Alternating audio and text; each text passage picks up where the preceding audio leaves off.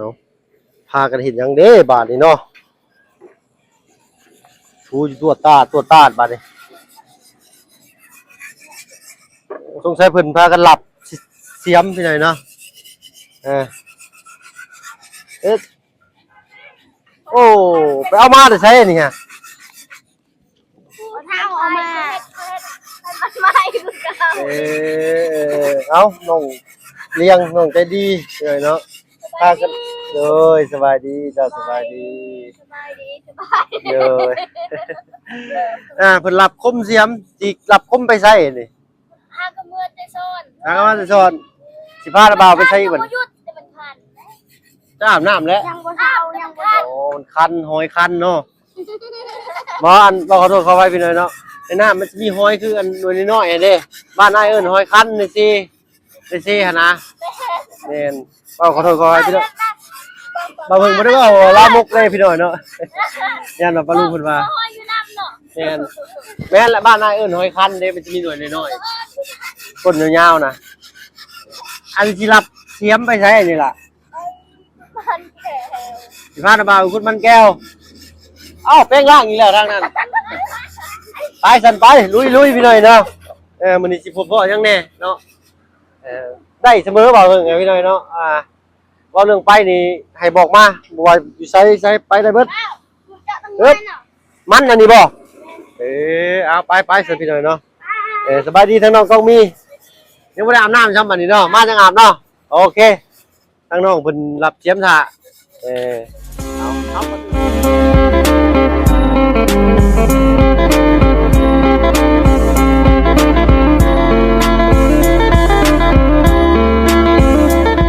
กราบทักทายเด้อพี่น้องเด้อเนาะกราบทักทายสบายดีผู้ใหญ่ใจดีจาก FC เบิร์ดทุกท่านที่เข้ามาชมช่อง YouTube เอาผลหลายๆคือเก่าว่าฝั่งไทยฝั่งลาวแต่ก็ทั้งฝั่งต่างประเทศก็ยินดีต้อนรับเข้าสู่ช่อง YouTube เอาผลหลายๆเช่นเคยพี่น้อยเนาะวันนี้ทางน้องๆเพิ่นสิพาไปหาอาหารป่าว่าซั่นซะไปขุดมันเนาะเอามามื้อแรงจังไปหาทางน้องลา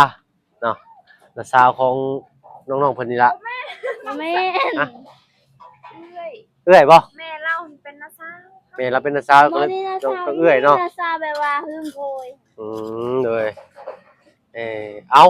ไม่ใช่อันว่าหายังอันนี้หาเสียมต้นเสียมแล้วน่ะขุดบ่ได้แบบนี้เนาะสินัวมวยแล้วเอาซ้ำๆมันนี่ก็พอเจ้าพายกับโต๊ะไอ้ร้านเดียวก็ได้ไปเนาะเอาหน่อยนึงเนาะไปบักละว่าซื้อยังก่อนเบาลืมเลยน้องดาวอนว่าซั่นซะไปทางใดเอามันสิถึกขากันเด้อไปผู้น้องใจดีนี่แล้วพายกระตานี่คือนะเนาะร้านไม่ใหญ่ก็งามคือไม่ใหญ่เนาะเอาหน่อยเนาะรุ่นเมืองนำกันไกลบ่ล่ะบ่ได้ไกลไปได้เนาะเอาไปพี่น้องไปทางนี้เพิ่นก็รับมีดอีกกันรับเสียมบ้านเจ้าอื่นยังไงนี่ฮะนัวโอ้อันนี้ล่ะมันกันอันนี้อันเสียมนี่นัวเอาอันดื้อเอาติดไม้ให้น้องกันใจดีเนาะเพราะว่าน้องใจดีเพิ่นสิเสียงคอยกับหมู่ได้ในจันซ้ำอันคนเพิ่นนี่ล่ะเนาะน้องแต่งจริงกันให้เพิ่นเบิ่งสร้างเนาะน้ำใน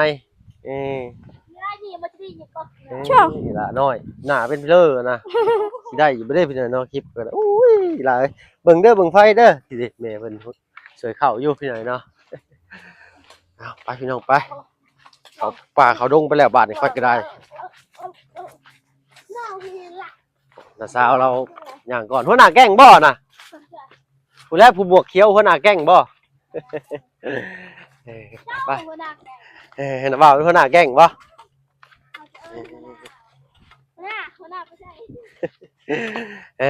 ไปพี่น้องไปโอ้ยกงมีชะออนกงมีบ้านเพิ่นเนาะเอ้าโน่ฟักก่อนอื่นบ่โดยน้ำมันแดงบนกกน่ะมื้อนั้นน่ะแปลไปห้ากับมื้อกันป้าโอ้ยเอาบัดได้กะ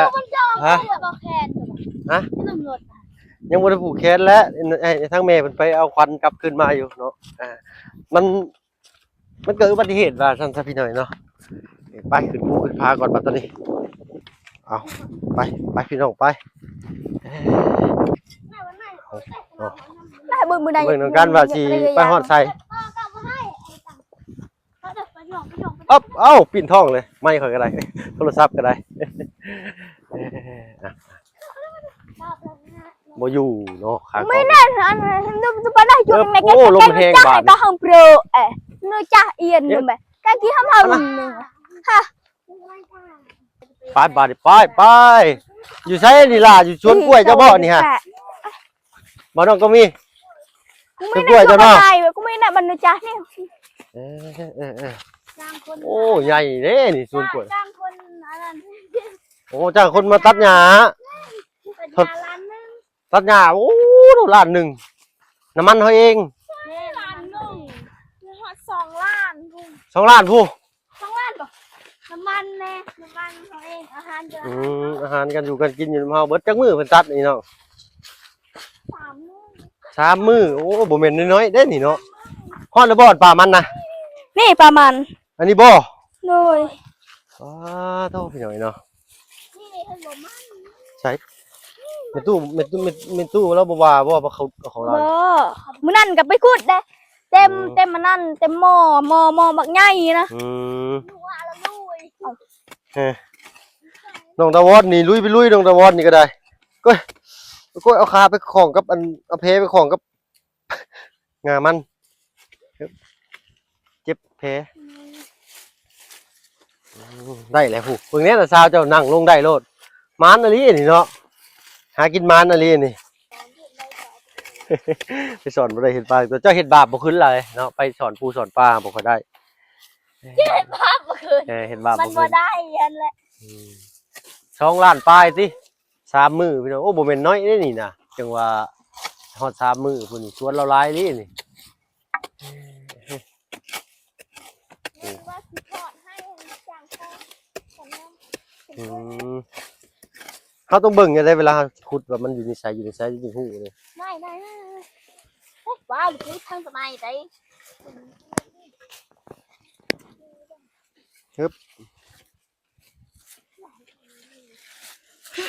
เอาคนละไม้คนละมือพี่น้องจิกจักโลก ง่ายตัวนี้ว่า ใช้ ตัวนี้ว่ามันใหญ่ นี่เดี๋ยวเบิ่งแน่นะชาวเจ้าขุดเอา เจ้าค่อยว้าว เฮ้ย ห้องกูไม่ เขาต้องเบิ่งบ่ว่าบอลใดแนวใดเขาสิขุดลงไปว้าวตัวหู รุดแล้ว เตรียมรุดเด้ขุดแม่ขุดได้ไหมเอาบ่ไปขุดเขียดดินี่ตะวอนเห็ดหัวบักใหญ่มันม่วงพี่เลยเนาะเอาไปปิ้งกินนี่ก็แซ่บได้นี่ แซ่บเอาทอดมันแซ่บ เขาต้องพายในนี่บ่ คือได้จะพาย ไหนเบิ่งดีล่ะ คืออย่ามาเพิ่ง ไข่บุญแดงเด้อ คัก ไข่บุญแดงเด้อใช่ป่ะ แม่ โอเคป้าได้อ้ายสิพายกระตาให้คันว่าคืออะไรก็ได้คันว่าบ่คือเลยสิบ่พายได้อนี่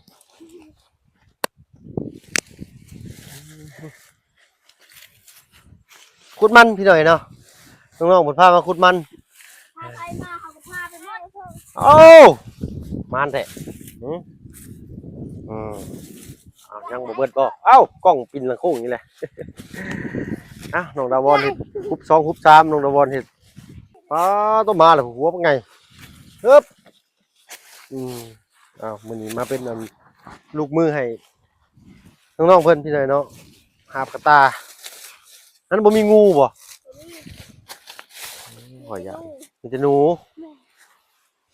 น้อง ใส่จับ ได้บ่ บ่เคยยิบบ่นาย เอามันอันนี้บ่ใส่นี่ บ่ได้บ่มันนั่นก็บอกบ่ได้จ้าให้แล้ว เอา กู ยัง ไม่ ใส่น้องดาวอน กูไม่อ่ะ เอาปูโอ้กับปูนี่มันกินดีได้หนูนี่ได้ ยายบ้องตัวนี้มันลั่นแต่บ่ถูก ลั่นบ่ถึก นี่แบบนี้มันแทบมันอันนี้คือ โอ้มันขาวๆนี้ นี่แทบแห้ง บะ คุณเห็นบ่ นี่ แทบ เลยมันนี่ก็สีขาวเนี่ย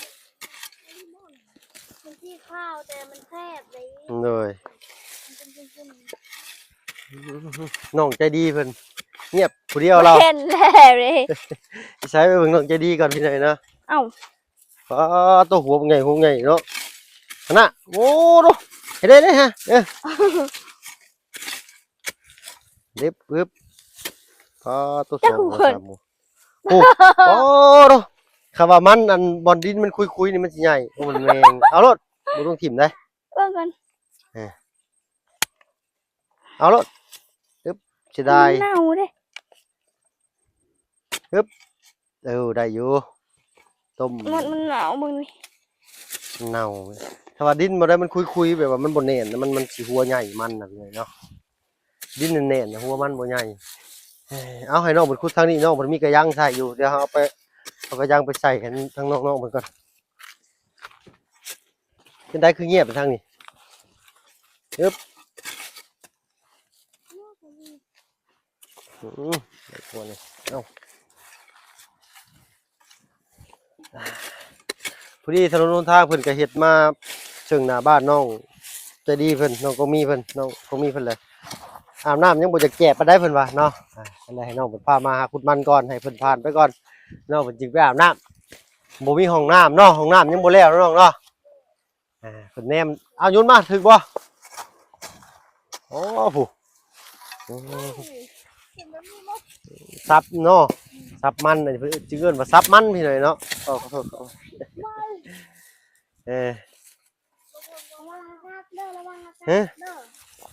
อะไรกันล่ะม่วนบ่ม่วนคือฟังลำอยู่บ่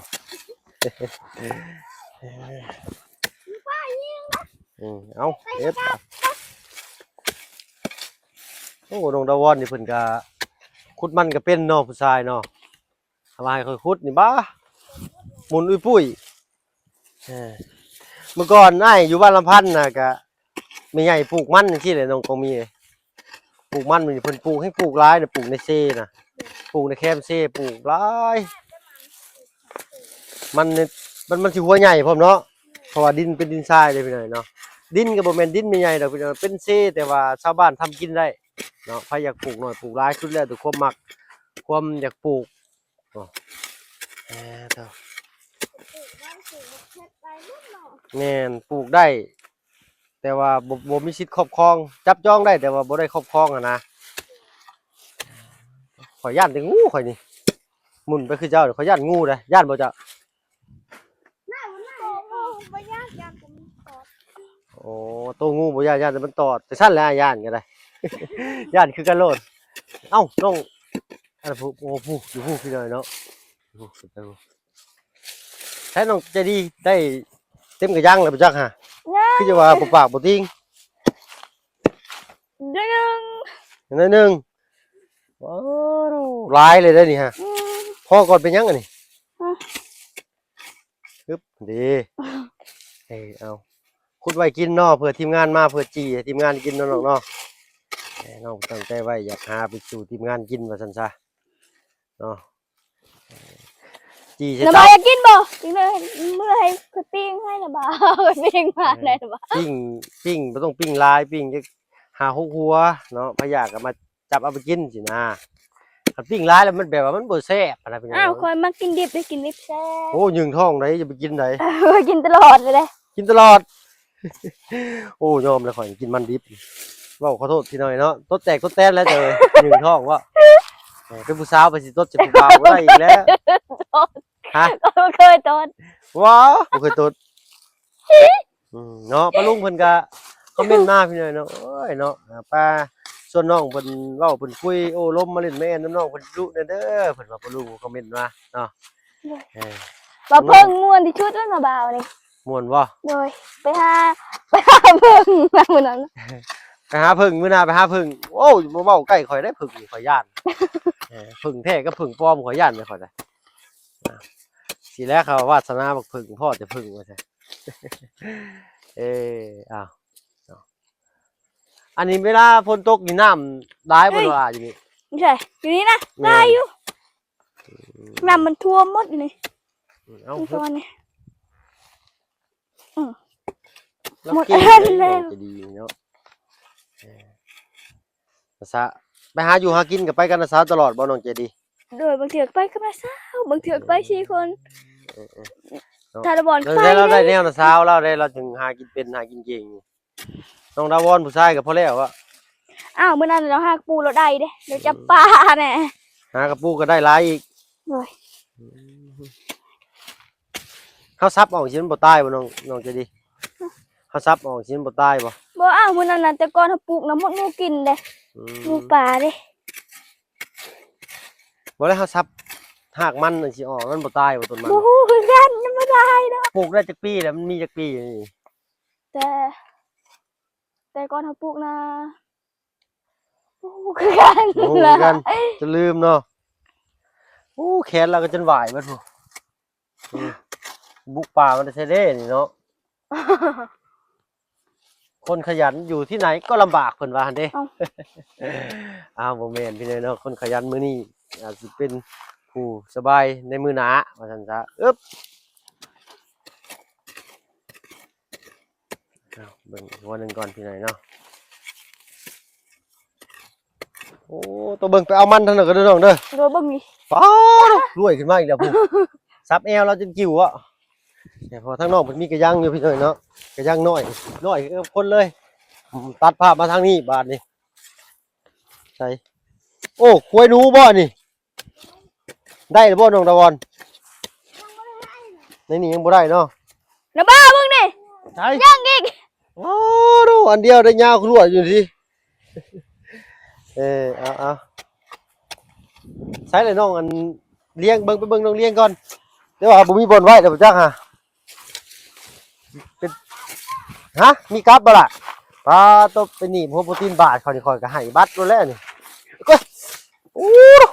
เหยียบยังนี่สุดยอดเดี๋ยวโอ้ใครจะบุกเขาตีนใครจะทุกท่านน้ำเจ็บดิโอ้ยมือได้มือหนึ่งไปเจ็บบุมีสิแล้วมือที่ไหนเนาะคันมือได้คันบ่ได้เจ็บนี่แม่นบ่กุมมือนะมือนะใส่น้องเลี้ยงเฮาโอ้ยทางดีก็พอแล้วพี่น้อยเนาะคือสิหัวใหญ่ได้นี่นะใส่โตจีมันมกมันพี่น้อยเนาะโอ้ดินคุยๆนี่มักสิหัวใหญ่พี่น้อยเนาะนี่สิปลูกดินทรายนี่แห่งคักจังซี่ก็ต้มหนึ่งแซ่บได้นี่น้องเลี้ยงจังซี่หนึ่งแซ่บได้หนึ่งเลยก็กินเปลือกเลยตะกี้นะอันนี้เอามาไม่น้อยๆนะเอาโลดแม่นไปหนึ่งไว้จีกินได้เบิดหวานผู้ไปพอแล้วไปเอาไปชั่งร้ายแท้เพิ่นด้วยเพิ่นจุดอยู่ขาย บ่ได้ไปขายซ้ำ โอ้กินบ่เบิดเลยได้นี่ฮะเอาไปเฮ็ดหวานคือสิคักพี่น้อยเนาะมันนี่ไปเฮ็ดขนมไข่เต่าเด้อพี่น้องเด้อเนาะแม่นบ่ปลาลุง FC คอมเมนต์เข้ามาเบิ่งเนาะแปรรูปเป็นขนมไข่เต่าขายตามท้องตลาดนัดโอ้ขายดีขนาดเลยทางบ้านเฮายังบ่ค่อยเห็นทางบ้านบ่เพิ่งมีเลยพี่น้องในตลาดนัดเนาะเพิ่นสิขายทุกอย่างแบบในไทยเลยเพราะว่าเพิ่นไปกรุงเทพหลาย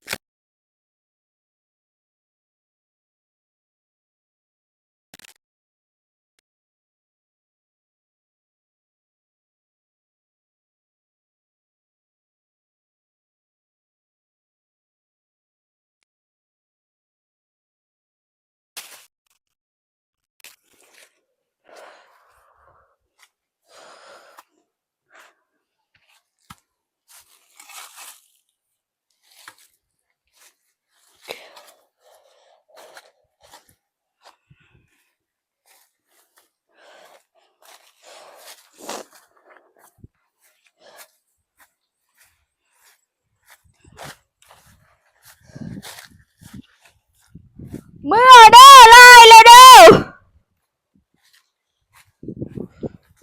เมื่อเด้อไล่แล้ว